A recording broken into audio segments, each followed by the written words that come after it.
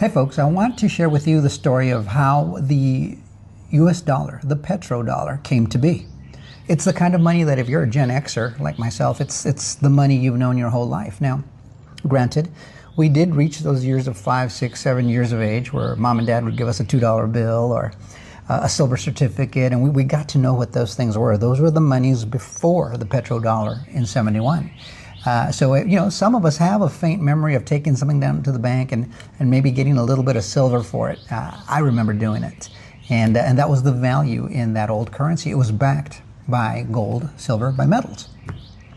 However, the petrodollar ushered in an era where we were guaranteed by, or the petrodollar was guaranteed by Saudi Arabia and their oil.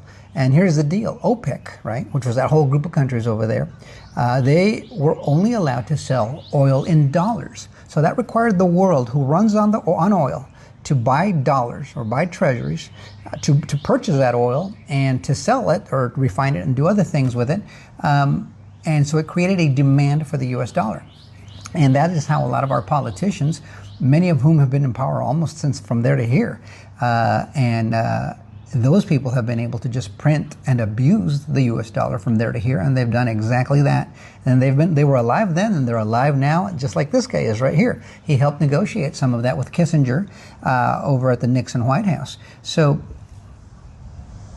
what we're seeing now is that is the iteration of money that we have known.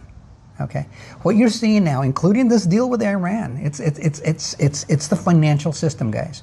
We are seeing the new iteration of the U.S. dollar. That is your stable coins, right? We had the Genius Act passed. There it is. It's set. It's right in front of us.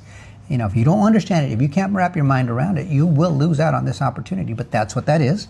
There's no surprise we locked up the oil over in Venezuela. We're working on Greenland. But we had to go take care of Iran because it was a lot of leakage over there.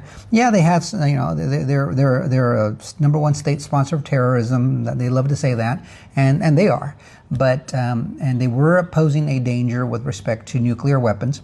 But the real deal is that they were being used by the British rules-based, as they like to say, rules-based global order, the globalists, right? They were using that to create wars, create friction all the time. So now they're supporting Iran, which they hated before, which they just a year or two ago, oh yeah, we need to bomb Iran.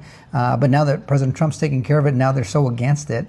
They rely on that Strait of Hormuz for their oil. We in the United States, we're self-sufficient. We produce more oil than we use, and we can do a lot more in the near future because we still have a ton of oil here. However, that system's got to change.